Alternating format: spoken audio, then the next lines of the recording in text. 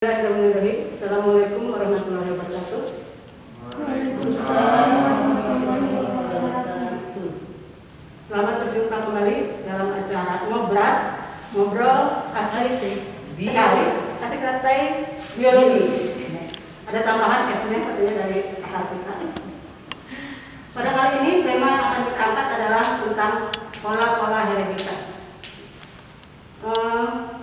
Pada acara membahas pola-pola hereditas ini, Ibu mendatangkan seorang pakar, Dr. Lilis Nuri Rahmawati dari SMA Negeri 12. Kemudian teman-teman kalian, silakan nanti perkenalkan masing-masing siapa yang berperan dalam proses pembuatan video membahas ini. Silakan mulai dari pakar kita. Buka dulu ya, biar kenal ya. Tidak kenal maka tak sayang. Mungkin ada sedikit ini, saya doktor, belakangnya masih belum doktor. Jadi artinya belum sidang, jadi belum boleh menggunakan doktor di depannya. Biasa aja menyemangat gitu. Kemudian saya selama ini mengajar biologi di SMA Negeri 12 Bandung. Kebetulan mengajarnya kelas 11. Tetapi kita sekarang akan membahas mengenai hereditas. Oh iya, nama saya Lilis Nuri Rahmawati, MPT. Terima kasih.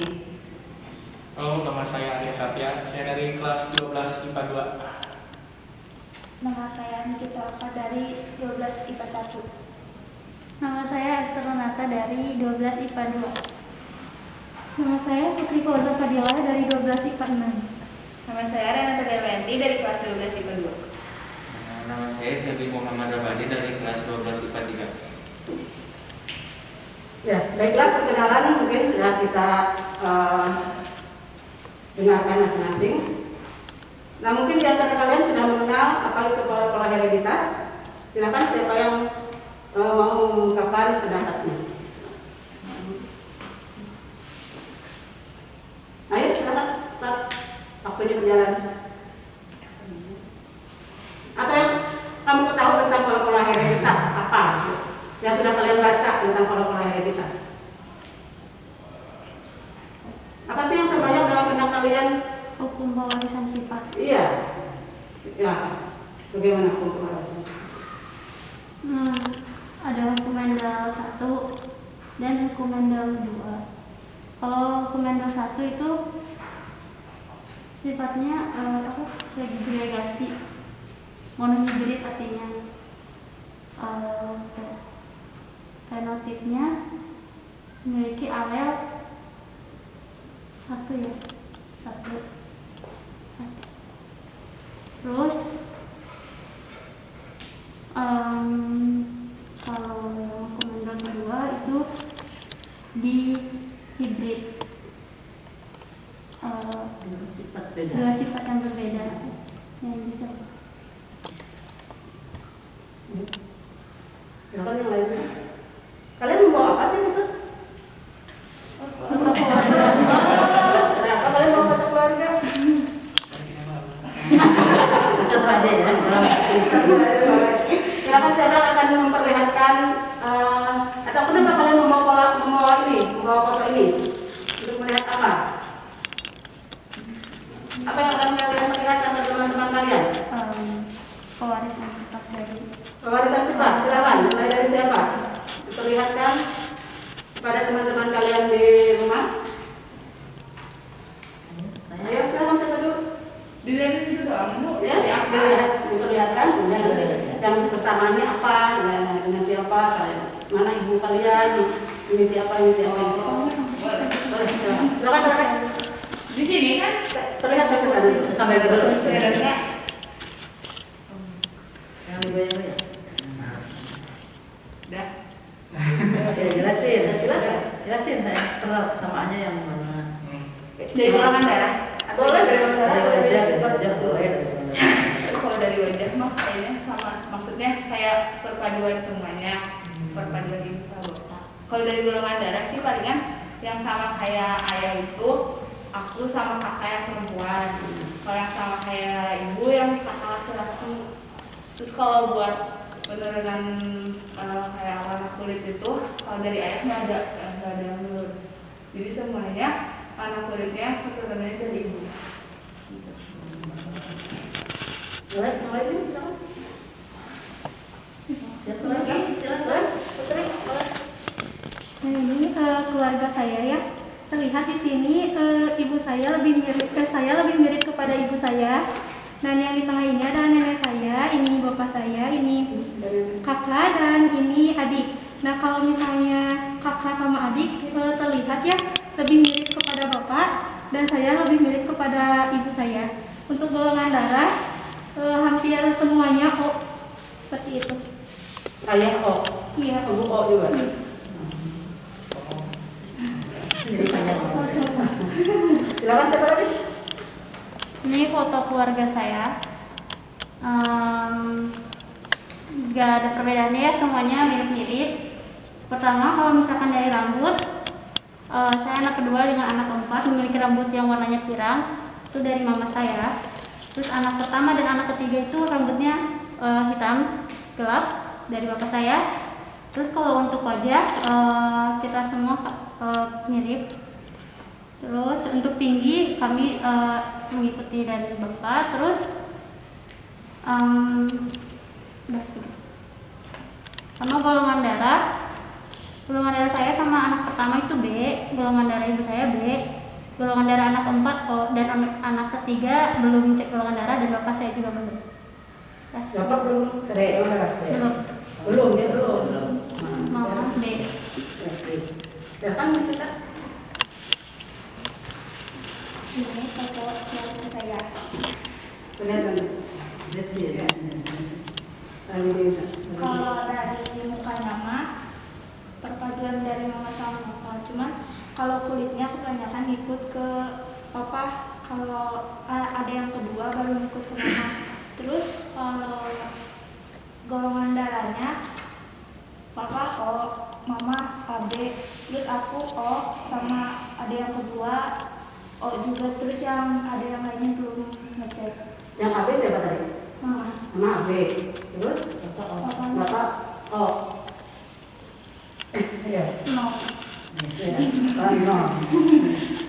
Terus kalau ketinggi mah campur dua-duanya. Udah.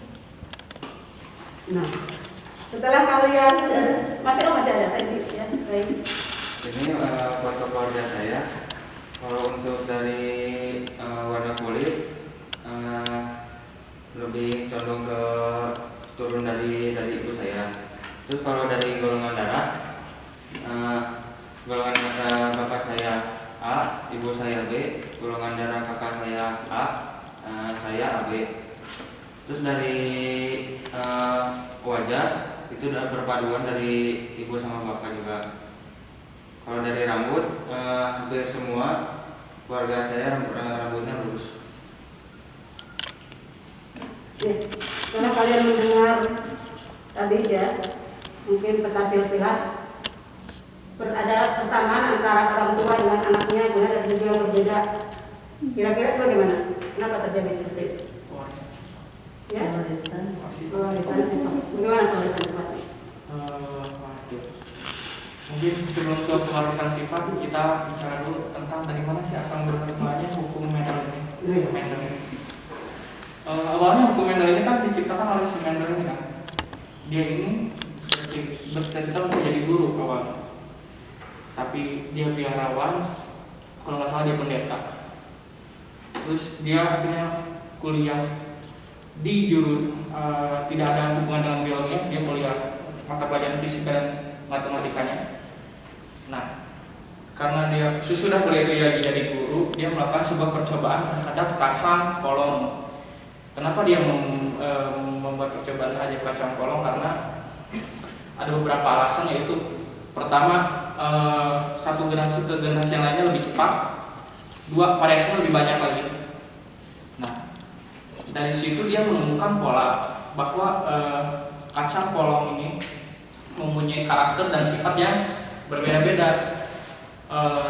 Terus dia melakukan percobaan yaitu dengan kacang polong yang mempunyai bunga warna ungu dengan bunga warna putih. Nah, dikawinkanlah bunga yang warna ungu dan warna putih. ternyata hasil perkawinan pertama, anggap kita punya 700 kacang polong, ini bunganya warna ungu. Tetapi si Mendel ini melakukan percobaan lagi dengan melakukan, kan karena ada 700, dia melakukan percobaan sesama itu, ungu dengan ungu lagi. Ternyata ada yang warna ungu, ada yang warna putih. Ternyata di situ bukannya apa namanya, si putih ini jadi nggak ada di ungu ini. Ternyata dia menurunkan sifat ungu yang tidak muncul secara fisik, warna putih gitu. Nah, terus dia juga menemukan pola bahwa perbandingan antara ungu dan putih ini, dia mempunyai perbandingan 3:1. Begitu juga seterusnya terus dengan percobaan yang lainnya. Balik ke masalah sifat. Nah, kalau sifat ini sebetulnya dia andaikan kita punya bunga warna putih dengan bunga warna ungu, dia mempunyai satu sifat yang berbeda, yang satu putih, yang satu warna ungu. Ketika dikawinkan, dia ternyata hasilnya warna ungu seperti percobaan Mendel tadi. Tetapi pas percobaan pertama dia melakukan percobaan sesama dengan warna ungu yang lainnya, ternyata bukan berarti karakter si putih ini yang hilang, tetapi karakter si putih ini tidak menunjukkan. Di percobaan baru ada si bunga warna putih ini dengan polanya itu 3:1. Itu muncullah baru di situ hukum-hukumnya. Ya, mungkin ada lagi yang lain mau bercerita. Dapat lagi? Ya? Bisa? Saya setuju dengan apa ya. Soalnya saya punya teman, satu keluarganya ini rambutnya bisa dibilang keriting ya. Tapi dia sendiri anak pertama, rambutnya lurus. Ya, saya bukan anak dari mamahnya. Nah, setelah saya mempelajari tentang Mendel, mungkin saja teman saya ini memiliki rambut yang lurus karena ada penurunan sifat dari keluarga, dari mungkin mamahnya mempunyai gen rambut lurus, cuman tidak ditunjukkan secara fisik pada perkawinan yang pertama.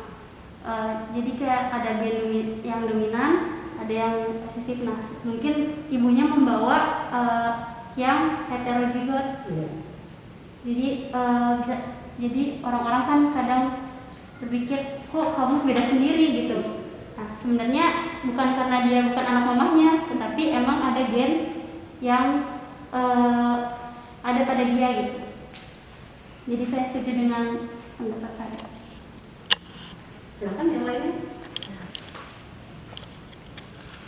Nah, kalau dari nenek saya ya dilihat halisnya yang sama, yaitu ketebalan halis semuanya itu pada tebal dari bapak saya, dari saya, begitu juga kakak saya dan adik saya. Dan kalau kaki di sini tidak terlihat ya sebenarnya, kaki itu menurun kepada nenek saya, tidak kepada ibu saya. Dari nenek saya ini teh dari bapak saya, seperti itu. Kakinya kenapa tuh? Kakinya panjang lebar gitu. Jebrak. Iya. Bapaknya jebrak juga. Iya. Lebih ke. Maksud ibu ada enggak yang bapaknya itu nggak sama dengan neneknya, tapi ada cucunya yang sama dengan neneknya, gitu ada nggak sifatnya itu? Ada kayak adik bapak saya itu keriting sama yang tadi dijelaskan oleh Esther, keriting satu-satunya keriting gitu. Padahal semuanya lurus.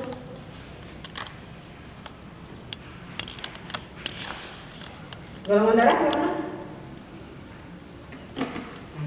Tadi ada golongan darah nih, kita coba kembali dijelaskan lagi golongan darahnya. Kalau aku O, terus bapak O, kalau mama kayaknya A, kayaknya lupa. Tadi AB. A kayaknya O. Nah, semua anak-anaknya O. Yang lainnya belum tahu. Ya, mungkin silakan yang mau berpendapat. Ya. Ya, mungkin sekarang akan dibahas oleh kakak kita. Baik, anak-anak Puspan hebat, bagus sekali ya. Jadi udah pernah nempel nih tentang pola hereditas walaupun belajarnya online ya kemarin PJJ belajar sendiri alhamdulillah. Jadi konsep utama dari hereditas insya Allah sudah kalian dapatkan ya. Jadi kita ingat bahwa hereditas itu adalah pewarisan sifat dari induknya kepada anak. Itu berlaku bagi semua makhluk hidup, baik tumbuhan, hewan ataupun manusia ya. Nah, dalam pertemuan ini kan kita ingin membahas tentang pola hereditas pada manusia ya. Nah, tadi bagus sudah dijelaskan bagaimana pola hereditas pada tumbuh-tumbuhan yang ditemukan pertama teorinya itu atau hukumnya itu oleh Mendel ya. Nah, kemudian kita ingat bahwa beberapa dekade selanjutnya Sutton atau Sutton itu ya menemukan pola yang sama yang terjadi pada manusia. Jadi pola itu ternyata ditemukan lagi pada manusia. Misalnya kita ingat ya, misalnya ada pernikahan nih kita di masyarakat kita, pernikahan misalnya orang Irian ya yang kulitnya gelap misalnya dengan orang Tionghoa yang kulitnya kuning gitu ya. Nah, belum tentu anaknya hitam semua katakanlah ya, atau belum tentu sawo matang semua gitu. Karena tadi di dalam satu pola itu bisa saja berulang dari nenek turun kepada cucu. Jadi tidak muncul pada filial satu ya. Nah, mungkin kalau kita ingat misalnya yang pernah kita pelajari, nah kalau misalnya parentalnya misalnya dalam filial satu atau perkawinan satu misalnya, parentalnya itu misalnya ibu ibu menikah dengan ayah. Misalnya ibunya kulitnya, ayahnya kulitnya hitam misalnya, kulit hitam atau apa namanya sawo matang ya, sawo matang. Nah, menikah dengan ibu kulit kuning misalnya, kuning langsat. Nah, yang nampak ini namanya apa? Masih ingat? Sifat apa? Sifat yang apa? Fenotip. Jadi ini kan fenotip. Jadi fenotipnya yang munculnya itu kelihatannya sawo matang dan kulit kuning langsat. Kita tahu bahwa di dalam pola hereditas itu ada gen ya yang terkandung. Nah, genotipnya kita tidak tahu kan? Kita tidak tahu kalau kita tidak tahu bagaimana orang tuanya, filanya. Misal saja ini dimisalkan. Misal yang perempuannya itu kulit langsat misalnya mungkin dia P besarnya misalnya ada 1, P kecilnya P1 besar, P1 kecil, P2 kecil, P2 kecil. Masih ingat kan? Untuk kulit itu ada berapa alelnya? Ini namanya alel, masih ingat nggak? Alel ganda ya? Alel ganda untuk warna kulit ya, masih ingat? Nah, jadi kalau misalnya ini untuk P1, P2 ini yang dominan ya kan? Dominan. Untuk yang resesifnya P kecil 1, P kecil 2 untuk yang resesif. Nah, sehingga kalau seorang ibu dia berkulit kuning langsat mungkin yang dominannya hanya 1, bisa aja kan hanya kulitnya kelihatan putih atau kuning langsat. Jadi lebih banyak yang resesifnya. Sedangkan ayah berkulit sawo matang.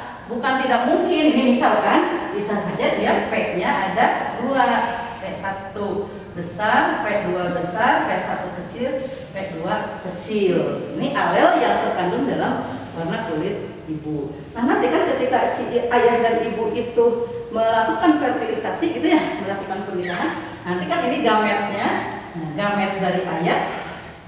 Bagaimana dari ini ada berapa? Ada 4. P1 terus P2 terus P1 2 ini ada 2 ya, P1 besar P2 ada berapa? P1 besar P2 terus P1 kecil P2 kecil. P1 kecil P2 kecil terus apa lagi? P1, jadi ada 2 macam ya, P1 kecil P2 kecil, P1 kecil P2 kecil, yang satunya besar, berarti kan hanya 1 yang ininya. Nah, yang ibu bagaimana? Yang ayah bagaimana gametnya? P1 besar, P2 kecil, P1 kecil, P1 besar, P2 besar, tuh. Ada lagi? P1 kecil, udah ya. P1 besar, P1 besar, yang ini ya. Nah, Itu kan? P1 balik. P1, P2 guys. P1, P2. P1 besar, P2 kecil. P2 besar, P2 besarnya belum ya? P2 besar dengan P1 besar. Udah, apa lagi? Ada gambar apa lagi? P2 besar. P1 besar, P2 besar. Terus P kecilnya nggak ada. Ya. P2 P2 besar. P2 besar, kecil. P2 P1 kecil, P1 kecil, P2 besar, P2 ya udah, P2 kecil. Ya. Cepat ya? Dua-dua. Jadi ya P1 besar, P2 besar, P1 P1 besar, P2 kecil. udah, P1 besar, P2 kecil udah. P2 besar, ya balik ya, tulisnya dibalik. Maaf ya. P1 kecil, P2 besar, gitu ya tulisnya ya. Biar terpusing. Jadi namanya Ini kan P1 kecil ini belum, ini kan besar. Ini P1 kecil, sekarang kedua dengan P1 besar. P1 kecil, udah belum ya? Belum. P1 kecil, P2 kecil. Nah, terus gimana? Kalau misalnya ibunya sekarang ketika beliau ini misalkan dalam sel dalam sel spermanya menurunkan dalam sel telurnya menurunkan P-nya saja 1 bertemu dengan yang P-nya 2 berarti nanti akan ada anak yang P besarnya ada 3 ya kan? P1 besar, P2 besar, P1 besar, P2 besar, P2 kecil. Nah ini bagaimana fenotipnya kelihatannya? Akan sangat hitam, lebih hitam dari ayah. Ini sebagai salah satu contoh aja ya. Nah, pokoknya kayak gitu. Jadi itu terjadi di dalam kehidupan sehari-hari dan kita mungkin tidak bisa melihat genotipnya kalau tidak tahu gennya seperti apa. Ini kan hanya ada di atas kertas ya. Kita tidak bisa menanyakan ini kamu P-nya berapa gitu. Ini cuma kita bisa lihat oh dalam keluarga kenapa tidak sama gitu. Harusnya kan kalau teori ayahnya hitam, ibunya putih, semuanya anaknya sedang saja. Nah begitu ternyata ya. Ternyata ada yang hitam lebih hitam dari ayahnya, ada yang hitam sama ayahnya, ada yang putih dari ibunya, gitu kan sama dengan ibunya. Ini sebagai contoh. Nah kemudian ada lagi contoh yang lain, misalnya kalau kita ke golongan darah yang paling biasa itu suka bikin anak, aku anak mama bukan dia, oh golongan darahnya beda, gitu kan ya, itu ya. Nah itu pola realitas yang mungkin dalam kehidupan sehari-hari biasanya suka bikin jadi obrolan ya, misalnya contoh misalnya ayah bagaimana golongan darahnya, contoh aja misalnya contoh siapa? ayahnya apa golongan darahnya, misalnya golongan darah O ya, Iya. golongan O, menikah dengan ibu golongan apa? A misalnya. Nah berarti sekarang kita tahu bahwa P-nya O, ibu ayah tuh ayah ya, berarti I kosong atas I kosong menikah dengan ibu. Nah kitanya ibu nggak tahu kan, ada dua kemungkinan, bisa IA besar, bisa juga IA besar I0 ya kan. Ada kemungkinan ya, karena nggak tahu. Nah kalau ibu tidak diketahui genotipnya, tetapi anaknya ada berapa, misalnya putranya ada berapa ya, misalnya anaknya ada 4 ya, ternyata F1-nya anaknya ada golongan IO misalnya 2 orang ya, 2 orang O misalnya, 2 orang A ya. Nah kalau sudah diketahui 2 orang O 2 orang, berarti kalau O pasti I0 kan. Nah, kalau IA yang belum diketahui nih, apakah dia A-nya itu dominan ataukah heterozigot ya, dominan homozigot ataukah dominan heterozigot, kita belum tahu nih.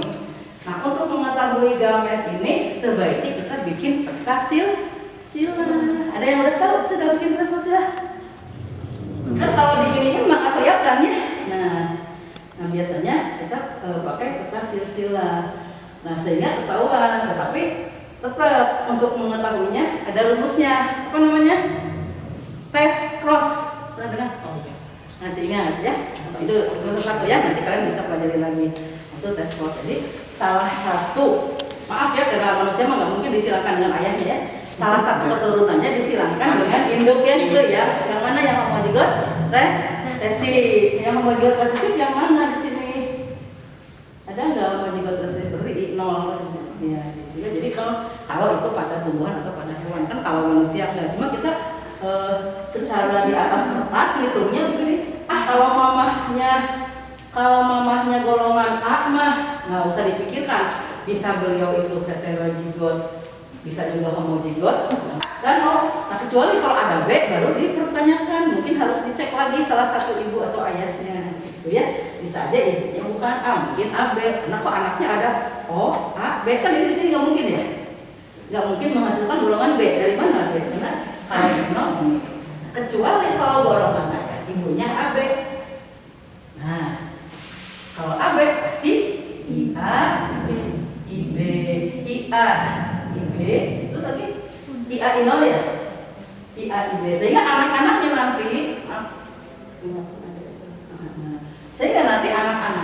pasti IA, I0, IB, I0 ya, berarti akan ada golongan AB semua ya.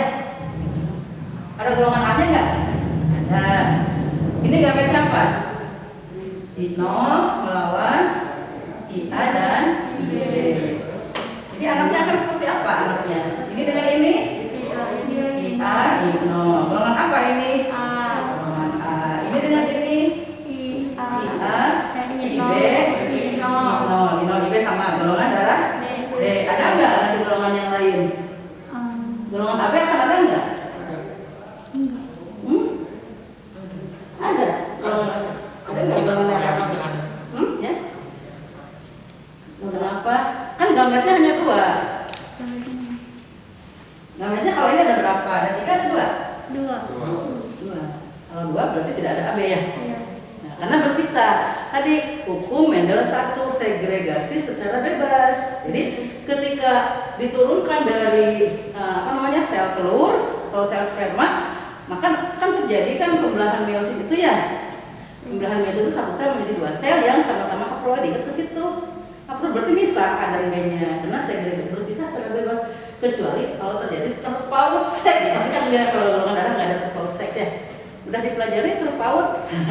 Nanti di obrolan selanjutnya ya, ada pautan atau sex linkage yang sehingga terjadi adanya kelainan-kelainan, misalnya X yang harusnya XX menjadi triple X sehingga jadi betina super yang itu ya. Nah, atau XY harusnya jadi XXY sehingga jadi sindrom Klinefelter. Sehingga itu. Nah, nanti kapan-kapan kita ngobrol tentang itu ya. Emang biologi itu menarik sih ya. Menarik. Tapi polanya sama sayang. Polanya sama bahwa kita yang penting mengetahui bahwa ini adalah fenotip atau sifat yang nampak. Di dalam sifat yang nampak ada sifat yang tersembunyi, yang namanya juga tersembunyi. Nah, sehingga sering terjadi di dalam pernikahan atau di dalam kehidupan sehari-hari terjadi adanya perebutan anak ya di rumah sakit. Ya kan bisa aja meletakkan anak sesudah dimandikan salah ranjang, anak belum kelihatan wajahnya, hanya kelihatan, oh yang putih anak saya.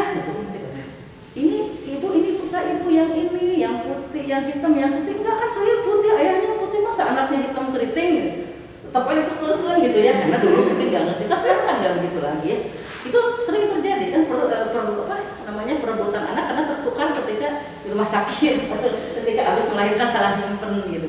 Tapi alhamdulillah dengan adanya tes sekarang, tes DNA. Nah, nanti kita harus tahu tes DNA itu apa. Ya, tes DNA itu kan melihat sifat genotip yang tersembunyi gitu ya. Jadi sekarang teknologi terbaru yang masih enggak baru sekarang ya, yang masih relevan adalah bagaimana melihat kemungkinan ini keturunan dari orang itu atau bukan dengan tes DNA. Karena DNA ini tidak bisa dibohongin. Walaupun keturunan ketiga, keempat, kelima tetap masih ada sifatnya. Ya, kan kita kadang-kadang gini, udah neneknya menikah antara orang Solo menikah dengan orang Swiss, punya anak Solo Swissnya berarti, Solo Swiss nikah ke orang misalnya mana Afghanistan ya Arabnya, cucunya berarti Solo Swiss nikah Afghanistan, punya anak lagi nikah lagi ke Cina misalnya, cucunya sih apa, kan sekarang udah kayak gitu ya pernikahan udah.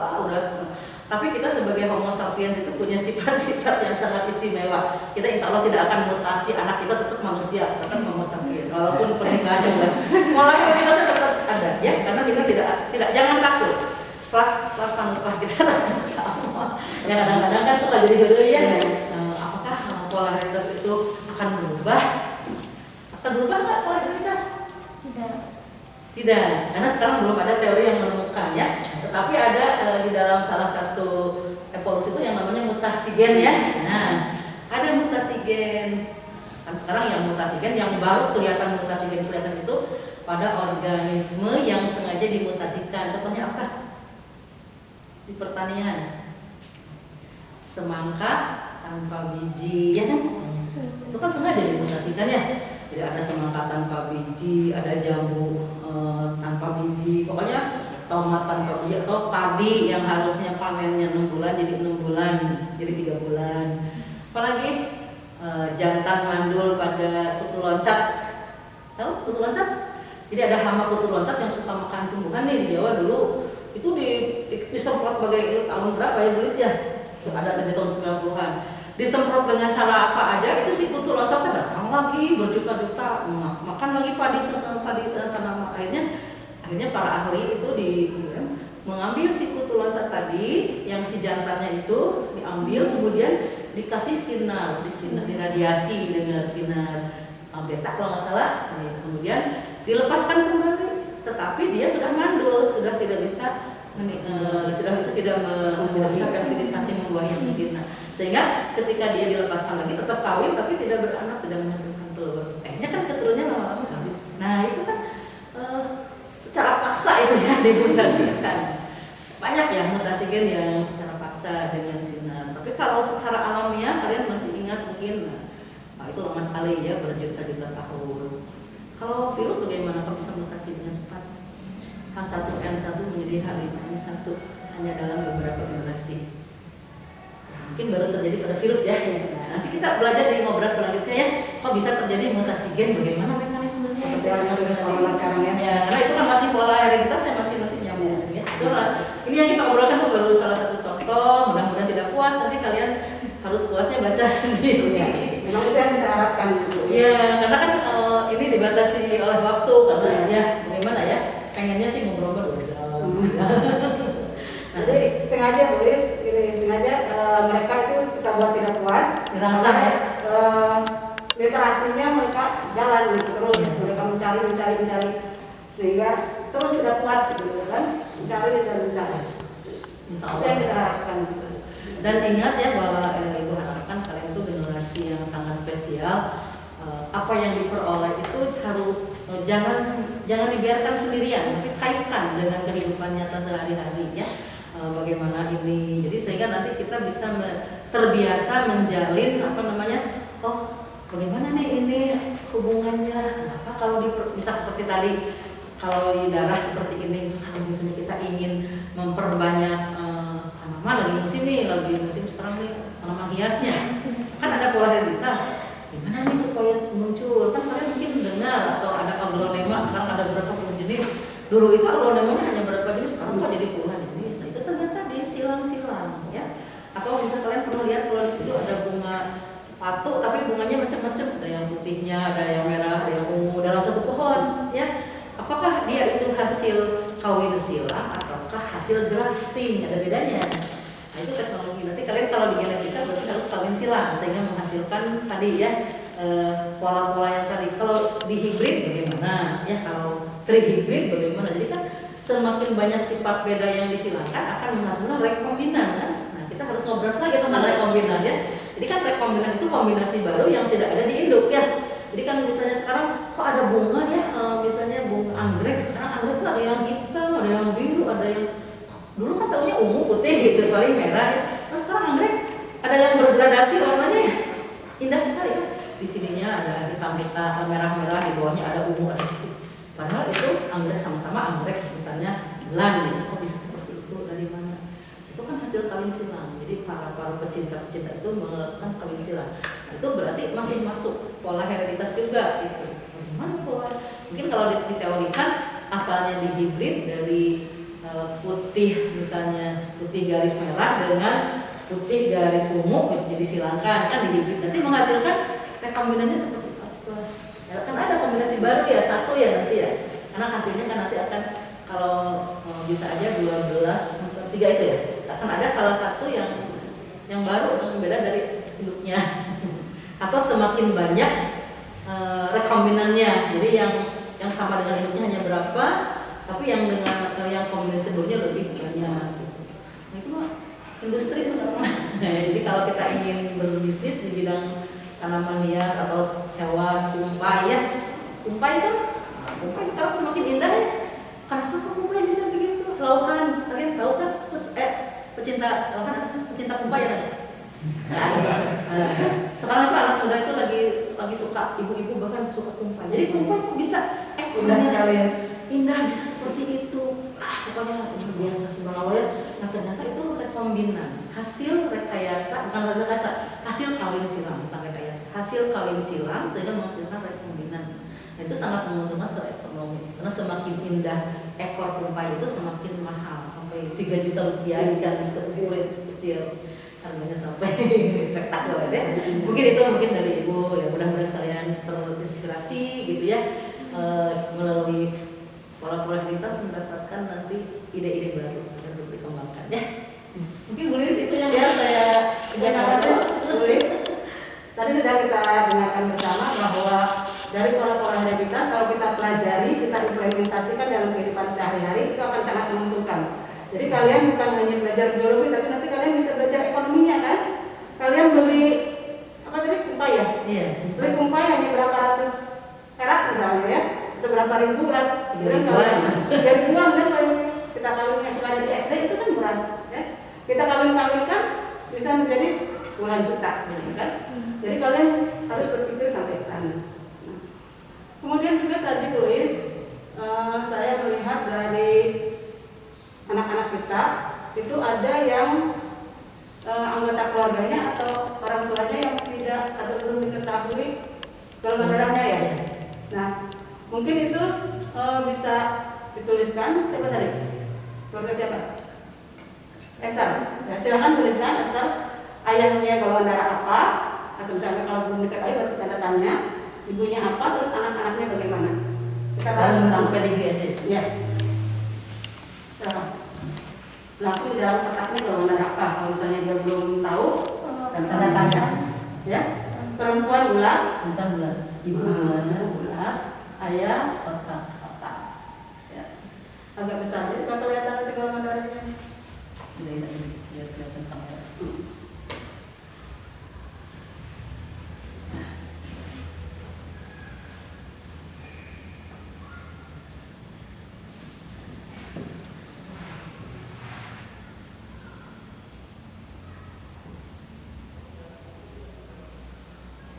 Anaknya ada berapa anak?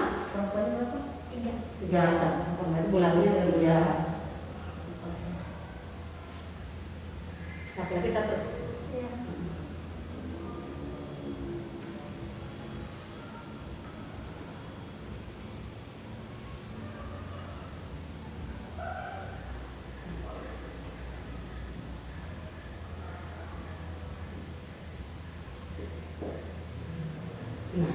Nah, kalau tadi Bu Lilis sudah menjelaskan ya, dari golongan darah orang tuanya ini nanti anak-anaknya akan mempunyai golongan darah ya. Kalau kita lihat nanti sesuai genotipnya tadi ya Bu Lilis ya, berarti nanti genotip anak-anaknya ini itu nanti akan merupakan keturunan ya dari orang tuanya. Nah kita lihat ini ada kasus seperti ini. Orang tua Esther itu ibunya golongan darah B ya. Ayahnya belum diperiksa, belum diketahui. Kemudian anaknya laki-laki 1 orang, perempuan 3 orang. Yang laki-laki bergolongan darah B, yang perempuan bergolongan darah B. Kemudian yang satu ini belum diperiksa atau belum diketahui golongan darahnya. Yang satu lagi perempuan golongan darahnya 0. Ya. Kira-kira bagaimana nih? Silakan siapa yang bisa? Genotipnya tinggal tulis genotipnya. Silakan kira-kira ini bagaimana golongan darahnya apa ini? Kira-kira apa? Saya dari tadi sudah dijelaskan sama Bu Is. Ini ada inom. Inom ini kan resesif ya. Tadi Bu Is katakan bahwa kuncinya adalah di resesif ini. Ya, silakan. Siapa yang Ya bisa? sayang. Ayo. Mau nyoba. Sama di Selalu kuncinya di resesi. Ino dulu. Nah, itu bisa aja seperti itu. Ino. Berarti ibunya kemungkinan ada di nolnya. Ya. Terus kalau misalkan saya mungkin ada kemungkinan IA Ino, ya, Ino. Ibe Ino. Ino sama IB Ino. Berarti ini kemungkinannya juga Ino Atau Ibe Ino. atau IB Ino. Coba silakan yang lain. Seperti ya? Setuju tidak? Setuju tidak? Setuju tidak? Ada kemungkinan lain tidak? Ada kemungkinan lain? Kalau ada anak yang ino berarti salah satu orang tuanya ada yang ino atau dua-duanya. Harus ada. Pasti dua-duanya. Di dua-duanya harus ada ino, Ya, kan? di dua-duanya Karena harus ada ino. Ada yang nol. Ini gampang kasusnya ya, karena ini sudah ada ino, berarti ini kan inotimnya ino. Dari mana? Dari ayah dan ibu. Berarti dua-duanya baik ayah maupun ibu ada ino. Ya, jadi ibu udah diketahui pasti ibe ino. Pasti ini. Tinggal ayah. Karena ini belum diketahui. Kalau tapi ada dua kemungkinan. Kalau ini ibe, kemungkinan ibe ya. Bisa juga ibe ino, kan bisa jadi ibe dari ayah, ibe dari ibu, ibe dari ayah. Ya bisa aja ibe seperti karena ini belum diketahui. Nah, tapi kemungkinan ya. Kepastiannya bagaimana Bu? Gimana tuh? Ada yang punya pendapat lain? Ini juga apa? Ya, ini pasti dia punya ino. Masih ada inonya. Masih ada ini ada ini. Ini juga B-nya itu B-nya tidak akan sama juga kan? Iya ada Iya. ibunya. Ada sini. Oh, berarti ibe ino semua. IB, Ino. ino, Iya. kan? Karena inonya dari ayah. Iya betul. Ya. Ini juga sama. Ibe ino. Ya. Dia heterozigot juga. Nah, Ya, IB ino. tinggal ini kuncinya anak satu. Tinggal ini kuncinya. Nanti cek Ya. Jadi antara IB ino. Tuh, ibe ino. Ya. Berarti iya. Silakan mungkin kesimpulannya dari pola-pola hereditas. Silakan kira-kira apa? Setelah kita mempelajari pola-pola hereditas tadi, ya, baik sifat kalian melihat dari sifat yang tampak, ya, dari misalnya kulit, ya, warna kulit, kemudian rambut, kemudian tinggi, ya, ataupun yang tidak tampak seperti golongan darah ini. Kira-kira apa kesimpulannya? Atau apa yang manfaat yang kalian dapat kalau kalian mempelajari pola-pola hereditas? Oh ternyata ya pola-pola hereditas, kalau saya mempelajari pola-pola hereditas itu seperti ini. Saya nanti akan ini, akan ini. Seperti tadi sudah dikatakan sama Putri. Mungkin ada manfaat yang kalian ambil? Saya. Silakan.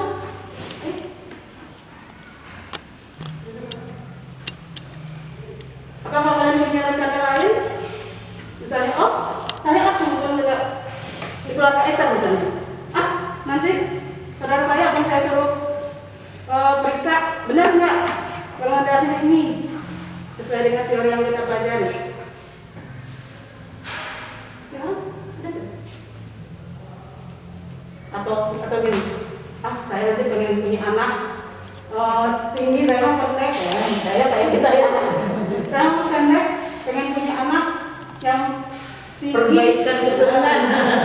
yang tinggi, tapi saya pintar, jadi saya punya pacar nggak pintar juga nggak apa-apa, pengen pintar seperti itu. Bisa nggak gitu? Bisa nggak? Gimana kalau pinternya nggak turun? Bisa Pendeknya yang turun? Tuh, bisa ada kemungkinan. Kan makanya ada anekdot ya. Ayahnya bodoh, terus Ibunya cantik. ibunya cantik. Ibunya cantik tapi bodoh, ayahnya jelek tapi pinter. Menikah, dikira terus anaknya bakal cantik dan pinter. Nggak taunya dari ibunya nurunnya bodohnya, dari ayahnya jeleknya. Nah itu kan halunya begitu ya. Tapi kan tidak seperti itu pola hereditas itu, karena ingat bahwa gen itu apa namanya? Ya dalam satu kromosom itu gen itu banyak sekali. dan yang akan diturunkan itu gen yang mana kita tidak tahu ya. Nanti saja kita itu adalah fazal dari nenek moyang kita. Jadi dari kita fazal bisa aja mata kayak kakek, dagu kayak nenek gitu ya. Nah, kan nenek dari ibu bisa, sehingga kita mirip ibu dagunya. Ternyata ibu itu dagunya mirip nenek. Oh berarti kita fazal dari nenek. Mata dari ibu juga sipit. Ibu itu dari siapa sipit? Oh dari kakek. Ayahnya ibu itu sipit.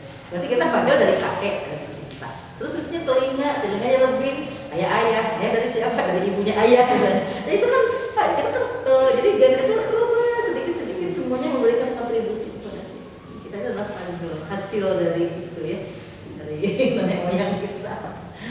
Sangat menarik ya. Yang nantinya mungkin akan menimbulkan kombinasi baru tuh ya Bu. Ya. Jadi kita menjadi rekombinan. Jadi kalau yang muncul di cucunya itu sipit, putih, hidungnya mancung, itu perbaikan keturunan dari nenek moyang kita. Jadi kitanya kaliannya itu lebih cantik dari nenek gitu ya, lebih cantik dari ibu. Itu rekombinan berarti. Masih ada yang akan dikemukakan? Ya saya. Ya mungkin kalau tidak ada, terima kasih kepada Bu Is ya, yang sudah jauh-jauh dari ujung Berung ya ke sini, yang sudah meluangkan waktu dan tenaga, materi juga untuk membantu kita dalam program ngobras SD2 ngobras ya. Ngobrol asik santai apa sekali tentang pola hereditas. Demikianlah yang dapat kami sampaikan.